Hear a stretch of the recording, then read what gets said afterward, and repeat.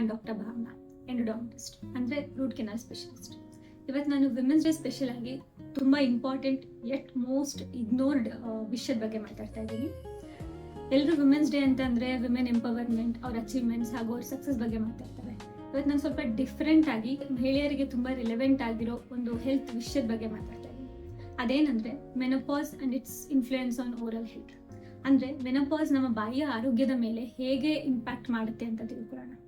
Simple ಆಗಿ ಹೇಳಬೇಕಂತ ಅಂದರೆ ಮಹಿಳೆಯರಲ್ಲಿ ಪೀರಿಯಡ್ಸ್ ಪರ್ಮನೆಂಟ್ ಆಗಿ ನಿಲ್ಲುವ ಸ್ಟೇಜ್ನ ಮೆನೋಪಾಸ್ ಅಂತ ಕರಿತೀವಿ. ಇದು ಸುಮಾರು 45ರಿಂದ 55 ವರ್ಷದ ಮಹಿಳೆಯರಲ್ಲಿ ನಡೆಯುತ್ತೆ. ಈ ಫೇಸಲ್ಲಿ ಮಹಿಳೆಯರ ದೇಹದಲ್ಲಿ ಸುಮಾರು ಚೇಂಜಸ್ ಆಗುತ್ತೆ. ಇದರಲ್ಲಿ ಮೋಸ್ಟ್ ಇಂಪಾರ್ಟೆಂಟ್ಲಿ ಈಸ್ಟ್ರೋಜನ್ ಅನ್ನೋ ಒಂದು ಹಾರ್ಮೋನ್ ಸಿಗ್ನಿಫಿಕೆಂಟ್ಲಿ ರೆಡ್ಯೂಸ್ ಆಗುತ್ತೆ. ಇದೊಂದು ರಿಪ್ರೊಡಕ್ಟಿವ್ ಹಾರ್ಮೋನ್. ಇದ್ರ ಜೊತೆಗೆ it has many other important functions like ನಮ್ಮ ಮೂಳೆಗಳನ್ನ ಸ್ಟ್ರೆಂತ್ ಮಾಡೋದು ಹಾಗೂ ವಸಡು ಅಂದರೆ ನಾವು ಗಮ್ಸ್ ಅಂತ ಹೇಳ್ತೀವಿ, ಅದರದ್ದು ಹೆಲ್ತ್ನ ಕೂಡ ರೆಗ್ಯುಲೇಟ್ ಮಾಡೋದು. ಇದ್ರ ಜೊತೆಗೆ ಕೊಲಾಜನ್ ಪ್ರೊಡಕ್ಷನ್ ಹಾಗೂ ಸೆಲೆವರಿ ಪ್ರೊಡಕ್ಷನ್ಗೆ ಕೂಡ ಹೆಲ್ಪ್. ಸೊ ಮೆನೋಪಾಸಲ್ಲಿ ಹಾಗೂ ಹಾರ್ಮೋನಲ್ ಚೇಂಜಸ್ ನಮ್ಮ ಬಾಯಿಯ ಆರೋಗ್ಯದ ಮೇಲೆ ಕೂಡ ಇಂಪ್ಯಾಕ್ಟ್. ಅದು ಹೇಗೆ ಇಂಪ್ಯಾಕ್ಟ್ ಮಾಡುತ್ತೆ ಅಂತ ಸ್ವಲ್ಪ ಡೀಟೇಲ್ ಆಗಿ ತಿಳ್ಕೊಳ್ಳೋಣ. ಈಸ್ಟ್ರೋಜನ್ ಕಮ್ಮಿ ಆಗೋದ್ರಿಂದ ನಮ್ಮ ಬೋನ್ ಡೆನ್ಸಿಟಿ ಕೂಡ ರಿಡ್ಯೂಸ್ ಮಾಡುತ್ತೆ ಹಾಗೂ ಆಸ್ಟಿಯೋಪೊರೋಸಿಸ್ ಅನ್ನೋ ಒಂದು ಕಂಡೀಷನ್ದು ರಿಸ್ಕ್ ಕೂಡ ಜಾಸ್ತಿ ಆಗುತ್ತೆ. ಆಸ್ಟಿಯೋಪೊರೋಸಿಸ್ ಅಂದರೆ ಮೂಳೆಯ ಸವೆತ. ನಮ್ಮ ಬಾಯಲ್ಲಿ ಹಲ್ಲುಗಳನ್ನ ಸಪೋರ್ಟ್ ಮಾಡೋ ಮೂಳೆನ ಆಲ್ವಿಯೋಲರ್ ಬೋನ್ ಅಂತ ಕರಿತೀವಿ, ಅದು ಕೂಡ ವೀಕ್ ಆಗ್ಬೋದು. ಇದರಿಂದ ಹಲ್ಲುಗಳು ಲೂಸ್ ಆಗೋದು, ಅಲ್ಲಾಡೋದಾಗಿರ್ಬೋದು ಹಾಗೂ ಏನಾದರೂ ಇನ್ಫೆಕ್ಷನ್ ಇದ್ರೆ ಬೇಗ ಸ್ಪ್ರೆಡ್ ಆಗೋದು, ಇದಕ್ಕೆಲ್ಲ ಚಾನ್ಸಸ್ ಇರುತ್ತೆ.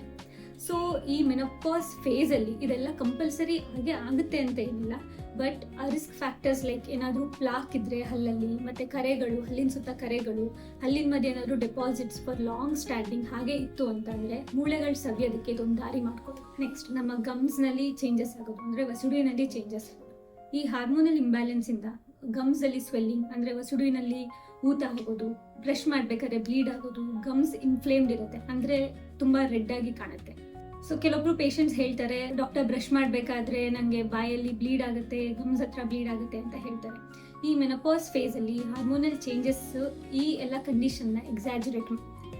ನೆಕ್ಸ್ಟ್ ಬಂದು ಮೋಸ್ಟ್ ಕಾಮನ್ ಕಂಪ್ಲೇಂಟ್ಸ್ ಈ ಫೇಸಲ್ಲಿ ಅಂತಂದರೆ ತುಂಬ ಪೇಷಂಟ್ಸ್ ಹೇಳೋದು, ಡಾಕ್ಟರ್ ಬಾಯಿ ತುಂಬ ಡ್ರೈ ಅನಿಸ್ತಾ ಇದೆ ಅಂತ ಹೇಳ್ತಾರೆ. ಈ ಕಂಡೀಷನ್ನ ಡ್ರೈ ಮೌತ್ ಆರೆಲ್ಸ್ ಜೆರಸ್ಟೋಮಿಯಾ ಅಂತ ಕರಿತೀವಿ. ನಾ ಆಗಲೇ ಹೇಳಿದಾಗೆ ಈಸ್ಟ್ರೋಜನ್ ಹಾರ್ಮೋನ್ ಸೆಲೆವರಿ ಪ್ರೊಡಕ್ಷನ್ನ ಕೂಡ ರೆಗ್ಯುಲೇಟ್ ಮಾಡುತ್ತೆ. ಸೊ ಈಸ್ಟ್ರೋಜನ್ ಹಾರ್ಮೋನ್ ಕಮ್ಮಿ ಆಗೋದ್ರಿಂದ ಸೆಲೆವರಿ ಫ್ಲೋ ಕೂಡ ಕಮ್ಮಿ ಆಗುತ್ತೆ, ಬಾಯಿಯ ತೇವಾಂಶ ಕೂಡ ಕಮ್ಮಿ ಆಗುತ್ತೆ. ಸೊ ಕೆಲವೊಬ್ರು ಪೇಷಂಟ್ಸ್ ಹೇಳ್ತಾರೆ ಬಾಯಲ್ಲಿ ತುಂಬ ಉರಿ ಅನಿಸುತ್ತೆ, ಬಾಯಿ ತುಂಬ ಡ್ರೈ ಅನಿಸುತ್ತೆ ಅಂತ ಹೇಳ್ತಾರೆ.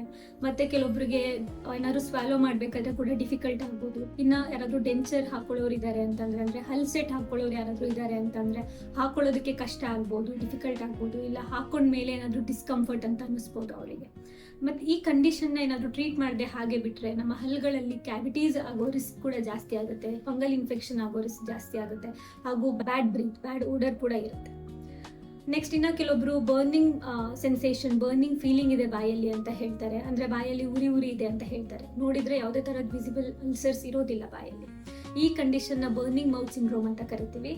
Hormonal changes is the major reason for this condition. So menopause ಸ್ಟೇಜಲ್ಲಿ ಓರಲ್ ಹೆಲ್ತ್ನ ನೆಗ್ಲೆಕ್ಟ್ ಮಾಡಿದರೆ ಪೆರಿಡಾಂಟಲ್ ಡಿಸೀಸಸ್ ಡೆವಲಪ್ ಆಗುತ್ತೆ, ಲೈಕ್ ಮೂಳೆ ಸವಿಯೋದು, ಗಮ್ ಬ್ಲೀಡಿಂಗ್ ಆಗೋದು, ಹಲ್ಲು ಅಲ್ಲಾಡೋದು, ಇನ್ನು ಸಿವಿಯರ್ ಕೇಸಸಲ್ಲಿ ಹಲ್ಲನ್ನ ಕಳ್ಕೊಳ್ಳೂ ಕೂಡ ಬಹುದು. ನಮ್ಮ ಓರಲ್ ಹೆಲ್ತ್ ಇದು ಡೈರೆಕ್ಟ್ಲಿ ನಮ್ಮ ಓವರ್ ಆಲ್ ಹೆಲ್ತ್ಗೆ ಕನೆಕ್ಟ್ ಆಗಿದೆ. ಯಾಕೆ ಅಂತಂದರೆ ಬಾಯಲ್ಲಿ ಹಲ್ಲಿಲ್ಲ ಅಂತಂದರೆ, ಇಲ್ಲ ಚ್ಯೂಯಿಂಗ್ ಮಾಡೋದಕ್ಕೆ ಏನಾದರೂ ಡಿಫಿಕಲ್ಟಿ ಇದೆ ಅಂದರೆ ನಮ್ಮ ಬಾಡಿಗೆ ರಿಕ್ವೈರ್ಡ್ ಆಗಿರೋ ನ್ಯೂಟ್ರಿಷನ್ ಪ್ರೊವೈಡ್ ಆಗೋದಕ್ಕೆ ಕೂಡ ಕಷ್ಟ ಆಗುತ್ತೆ. ಸೊ ಈ ಸ್ಟೇಜಲ್ಲಿ ಭಯಪಡೋ ಅವಶ್ಯಕತೆ ಇಲ್ಲ, ಸ್ವಲ್ಪ ಎಕ್ಸ್ಟ್ರಾ ಕೇರ್ ತೊಗೊಂಡ್ರೆ ಸಾಕು.